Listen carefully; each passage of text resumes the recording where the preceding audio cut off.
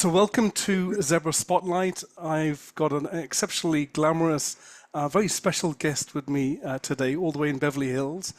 I'd like to welcome Melanie Marlo to Zebra Spotlight.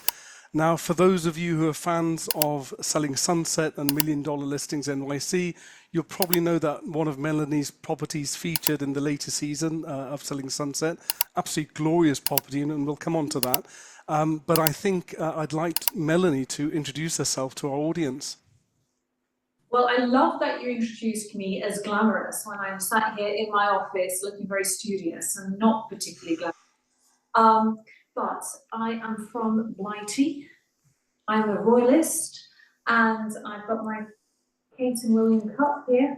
But yes, I'm originally from the UK. I moved to America predominantly for the sunshine. I was a property developer in the UK. I started in the north of England with a very, very tiny terraced house, and now we're on to bigger and better things. But yes, this house that I'm actually in at the moment was featured on both of those shows, and it's quite a feather in my cap, I would say. Fabulous. Well, we'll come on to that. I'm sure you've got a very, very interesting story to share. Whereabouts in the north of England do you come from? I'm originally from Sheffield. Mm-hmm. I do not have the accent. You may. Not at all. Either you've kept it extremely well hidden or something happened in between. I was given elocution lessons as a child. Right. And then when I had my child, and during COVID, I was his teacher. So I taught him how to read, pronunciate, and to write, everything. And so I've now instilled this received pronunciation accent that I have in him, which is quite lovely because he's an American boy with a British accent. So that's quite nice. It's an adorable combination, I'm sure you'll agree. Well, I don't think it's expected in a child in America. So it makes him stand out even more than he already does. Mm-hmm. It's quite special, my boy. He's a bit of a dude on social media. We saw a video of him recently. He's a dude. He is really not, let's just say that. He's lovely. Well, the first question I had, it sounds a bit dramatic, but it was, who is Melanie Marlo? And you've alluded to the fact that you've come from Sheffield, and then what's the story of you moving to Beverly Hills? There's lots of places on earth where they've got sunshine, but Beverly Hills is the Beverly Hills of Beverly Hills. So what's all that story? Well, I knew at a very young age that living in Sheffield was not the be-all and end-all for me, and I don't know why I did that. There was no intention from my family that there would ever be any other place for me to be. In that respect, I'm probably the black sheep of the family, and all of my remained in England. I was very young initially when I came here, and fell in love.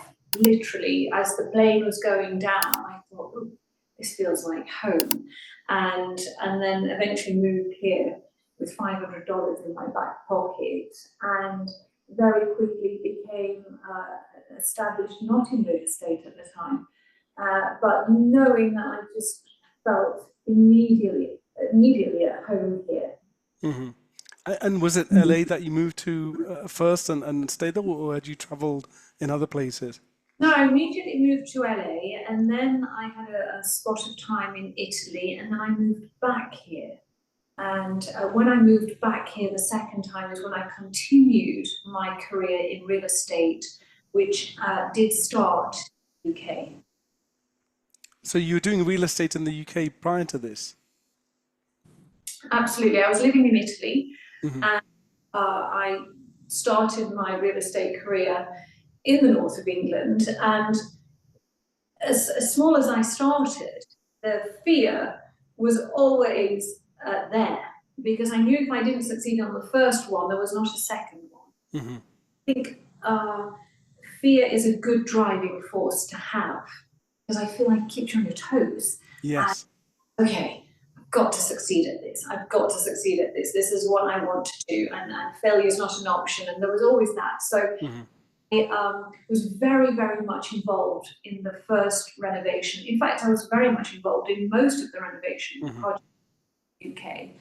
And back in the day, I bought a lot of properties at auction, which was not very common for a woman to do in those days. As a young girl, just raising my hand to buy. And what I found ultimately from renovating homes and buying houses at auction and being one of the few women in there was that building houses is a whole different thing, Hmm. because I think it's common or more known for women to renovate houses, to paint, to put a new kitchen in, to put a new bathroom in and call Hmm. it right. And building a house from scratch, from ground up, is a whole different animal. And I don't really ever see another woman until I'm calling my real estate agent to put it on the market. So in that respect, the career that I've evolved into is not particularly a, a woman's Hmm. first Hmm. choice. You have to be a very tough nut to do this job. Hmm. Hmm. You're probably familiar with the program Homes Under the Hammer. I love homes under the Yeah, house. yeah. That I, reminds me of exactly what you were saying about buying house and auction and things. Immediately, that program comes to mind. So, how? I mean, younger folk listening to this, or people probably at college or thinking about university, people who are questioning the academic route. How young were you when you went into property, and had you sort of had an academic career before then, or some other career? That's a great question. And if you dive down deep enough onto my Instagram, I did actually address this in one of my videos. And what I think is really lovely for people to know, my background is at 13, I was modeling, and I left school with absolutely nothing. I was traveling and modeling, and I didn't leave with any academic recognition at all. And when I decided I wanted to uh, get into real estate, the question was, how do you know you can do that? And my answer was always, well, I know that I can. Hmm. And that didn't seem to go down too well, so it took me quite a bit to get a loan. But I think, I've always been very vocal about, I did not go to architecture school. I am not paper qualified for this job. Everything I've learned is on the hoof. Everything I've learned has been boots on the ground. Um, and I think there's something to be said about being in it. My son, we've talked about him earlier, and my son is in a school, and he's homeschooled. But part of what the schooling I do with him is called synthesis. Hmm. Elon Musk created a school for gifted children, and it did get closed down, but they created an offshoot school online. It's called Synthesis. And Elon's theory is, I can give you some books about how to change the engine of a car, Hmm. and it will be very precise, and you'll learn how to change the engine of a car. Or I can give you a car and some tools and tell you, figure it out. That's how I learn. That's how my son learns. And we all learn differently. There are studious people who love going to college and university and Hmm. stuff. That's not me. And so I took the let's figure it out route. Hmm. And I learn from trial and error. And I think there's something really lovely about And how was that that. received by those close to you or your peers? And how did that affect your confidence when you were going through that phase when you believed in yourself, but maybe other people were possibly challenging you along the way? I've always been challenged from day one to today. It's never changed. Not ever. Not even when you look at my portfolio of what I've done and my credibility, still get naysayers. I still have men, particularly, who work for me, with me, who don't think I'm capable. Fortunately for me, I just have a very high self-appreciation and confidence, and it's never deterred me. My fears of can I do this are my own fears. I don't really let people chirp in my ear deter me. That's never, in fact, if anything, it spurred me on more. Now, you said something quite interesting when you were talking about the practical parts of property development, boots on the ground, and being on the foundations and things. And you're saying there's very few women that you're probably going to get to meet in there. There are probably some more obvious reasons why that's the case, but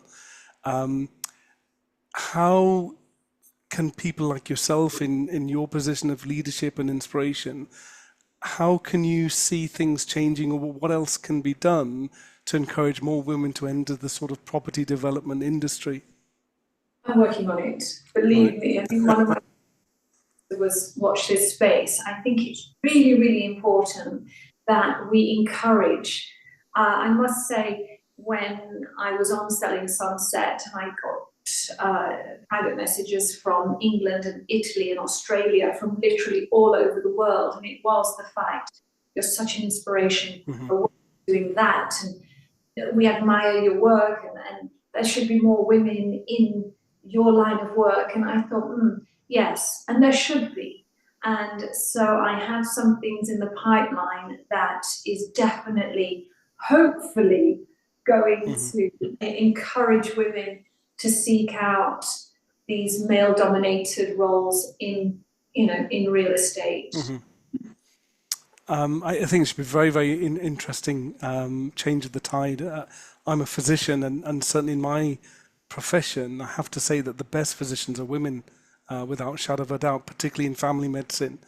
And I think it's that the attitudes are very, very different, particularly when it comes to responsibility, ownership, nurturing, and helping other people along, that I think are really important qualities, particularly for something like that.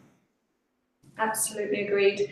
The roles that we think are usually done with the opposite sex. So, for example, women cooking in the house, that's sort of generally thought of as the norm. But if you look at all the top chefs, they're all men, right? So you go, oh, that's really interesting. Really interesting. There's something that, gee, but I think that there just should be more openness to everybody, whether it is a male chef or a female developer. I think it should just be all-encompassing. I completely agree with you. I'm very excited to see what you do. Coming on to reality TV, in inverted commas, how did you, how did it all work? Did you get invited? How did you do something to catch the producer's eye? How did you get into appearing on these shows? Well, let's start with $1 Million Listing, which was first. I held a small birthday party for my son at this home, and one of the guests there loved it and said, "Oh, a mutual friend," and it was someone I knew a little bit, was working for Tracy Tutor's team on $1 Million Listing. The very day, this was literally the day before I was flying to England for the summer. The next day, this girl came to my home and got Tracy Tutor on a video, and I'm flying to England in a few hours. And she looked at me and she just said basically what we've just been talking about. Wow, you're a female developer, you've done this incredible home, and you look like you do. This is TV. Not saying but I'm just repeating what was said.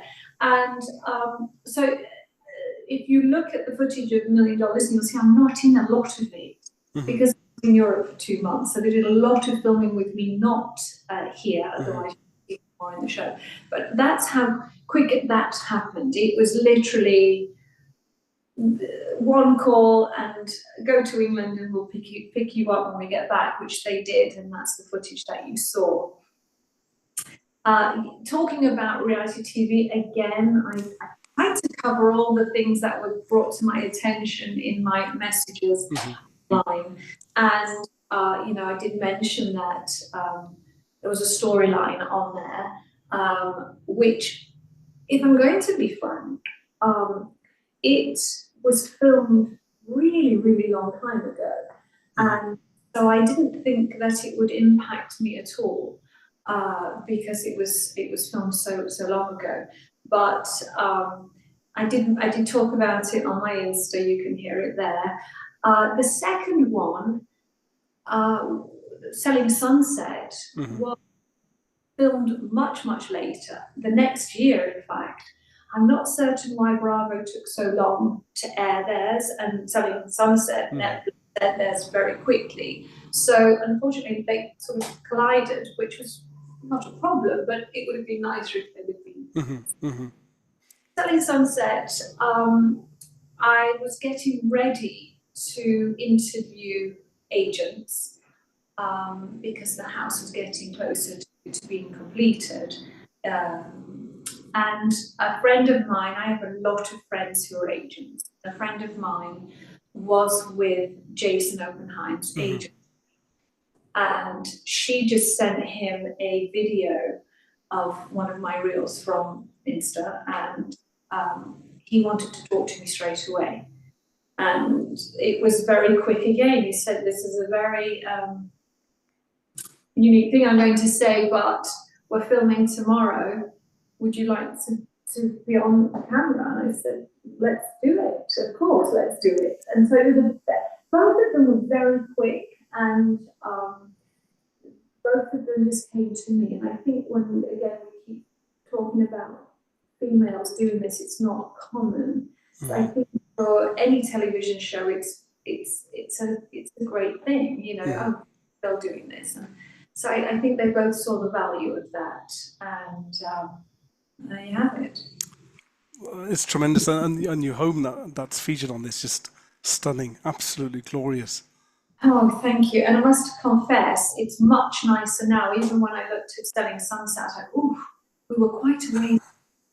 We had the temporary child gate on the pool, the landscaping hadn't been done. And so I look at it now and I go, oh, it's really finished now, and it is going to the market next week, actually. I just received the photographs for it to go on to the market. And you spent a considerable amount of time developing the house. I would say to your listeners or viewers, it's not normal. We had a lot of challenges with this, starting when I initially bought it with the city. Took a very long time to issue the permits. Then we had COVID, and there was delays in COVID. And even though we were classed as a essential worker, there was still a delay. So, for example, when we would normally go to the city with the plans and they'd get stamped there and then, the plans had to go in a room and be isolated for 4 days before the plan change. So if you think about the trickle-on effect with that, and then, of course, finishers, everything got delayed, even down to air vents. They were stuck on a boat. Just got delayed. And so what should have been ideally a 3-year project took 8 years. It was a very, very long build. I don't have another one of those in me, but that was just a calamity of perfect storm and event that were out of my control. And having done a development and got such worldwide high profile on shows like this, one would assume that it's really enhances the chances of selling the home, getting it in front of people's eyes and things. Is it always advantageous to be able to use these platforms, or can there be sort of, I guess, negative impact of that as well? It's a great question. I think the negative impact of one of the shows was that they brought me a buyer, and I've talked about that previously. And so that did not do me any favors. Mm-hmm.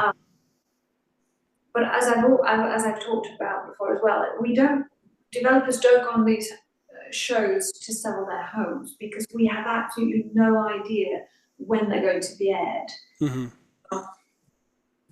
Interestingly enough, those shows aired, I think, last month, and I'm just about to hit the market. Yeah. So, in terms of the positives, look, you get eyeballs on me, and then China, a Chinese TV company wanting me to film with them, which I just shot yesterday and last week. So then you know that you're going to be seen in China. And then the host said to me, "Do you work for other people? Because I have a friend who's bought some land here and wants to build." And I would say, "Yes, of course I work with other people. I'd be happy. I finished this job. I'd be happy to talk to your friend about building their home." And then she also said, "Oh, and I have some friends in China who are looking to invest in LA, and I'll show you the property." So that's the benefit.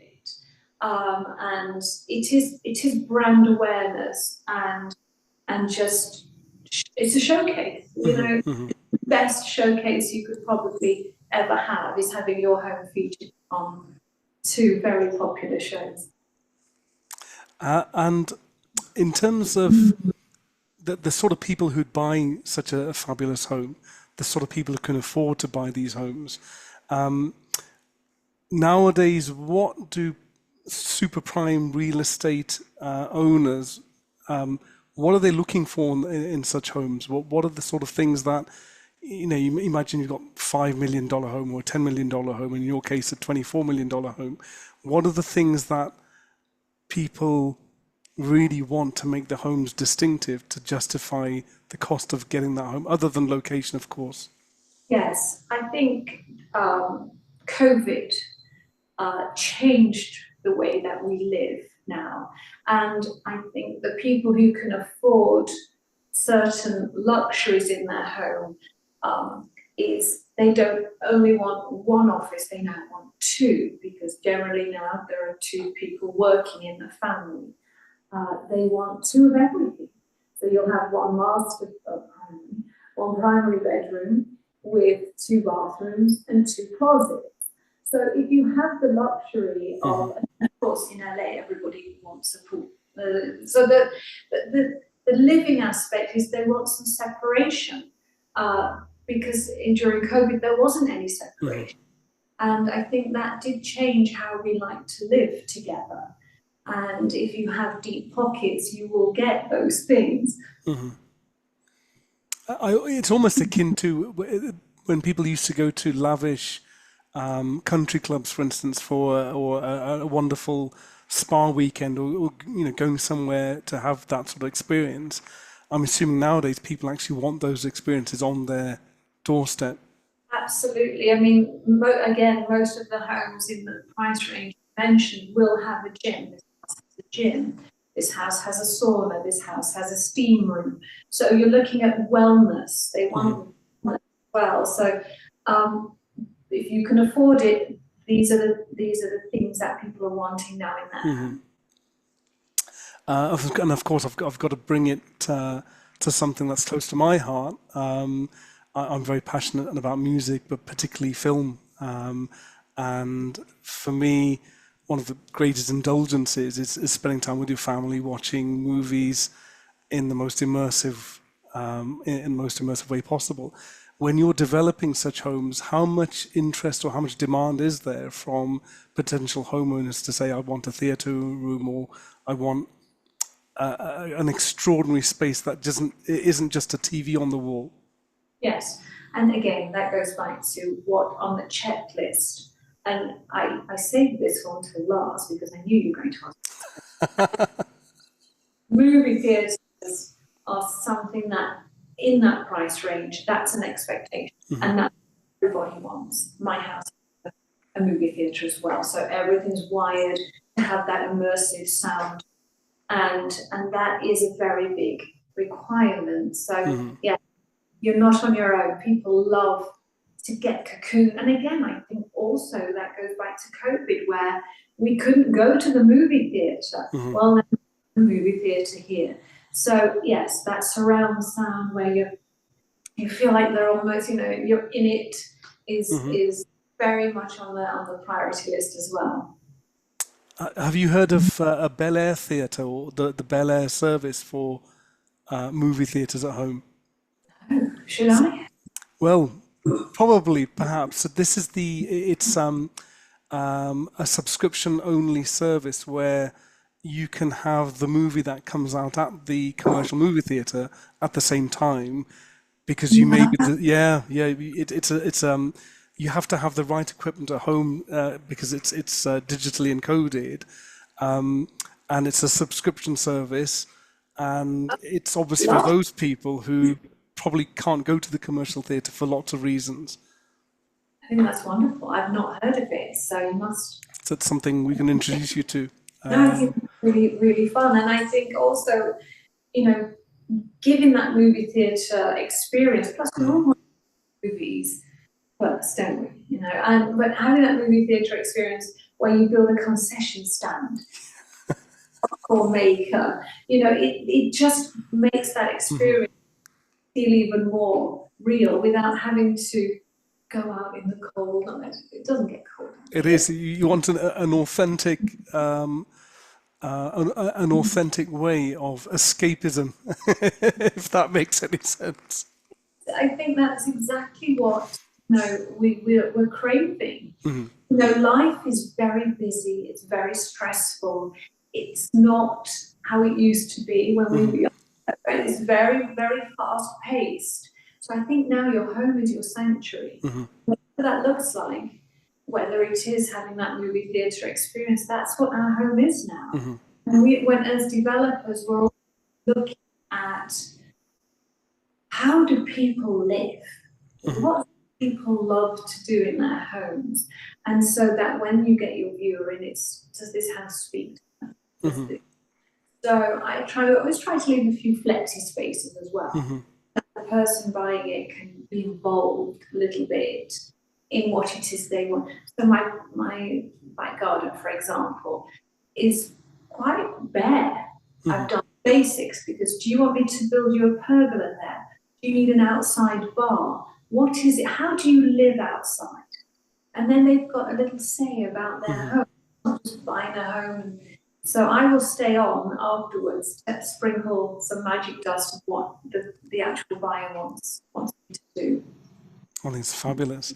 And in terms of one thing I noticed when I watch some of the shows, occasionally when they do show the theatre room, there's a huge discrepancy in the ways that these rooms are designed, where you don't really see that much discrepancy for other functional spaces. So, for instance, when you're seeing gorgeous kitchens with the Calcutta limestone or the Gaggenauer appliances, or they're showing the bathrooms with a particular type of tap that they might use, people understand these things, they connect with these things, and then sometimes you'll go to the movie theatre in, say, a $13 million mansion, and the speakers are sort of outside of where the screen goes, and in my mind I'm thinking, what happened there? What went wrong?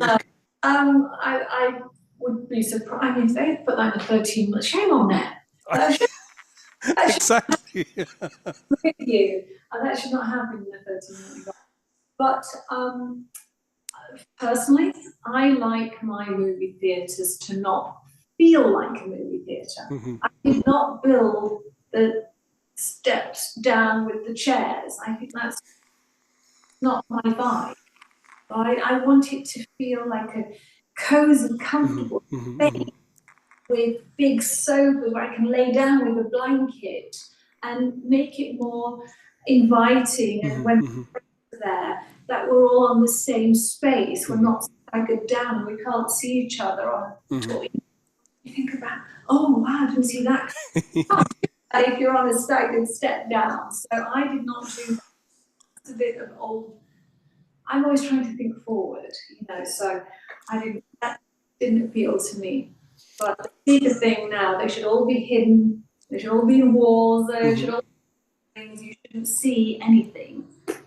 But I think that that's fantastic, and it goes to show that when the homeowner and the designer is involved with the installation team, that when you're on the same page, you can then deliver that vision with the homeowner in mind as to what's important to them, rather than just the tech guy saying, "Oh, we've designed it. That's the way it has to be." There really needs to be that communication. Well, I also think it's much easier to design a space when it's not built. I Yeah. think when you're coming into a space and it's already been built, you're having to chip out walls, it's always much more cumbersome than planning a space. Okay, the screens go in there, we need the sound here. It's just a much easier process if you do it right.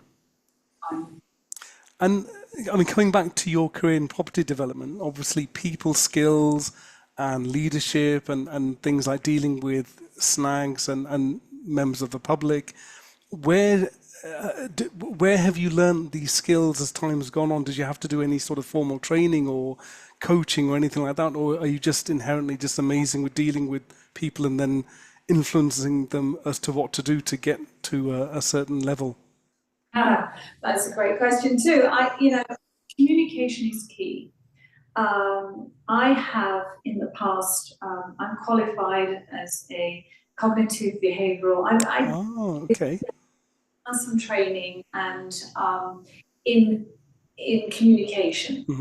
And I'll just give you one tip that I try to implement is when something is painful, and it could be an emotional pain, it could be when something's creating a reaction, most people feel the pain, react, and think about it with regret later. Well, what we should be trying to do is feel the pain, acknowledge the pain. Oh, that didn't feel nice, or that didn't sound nice, or that didn't go well.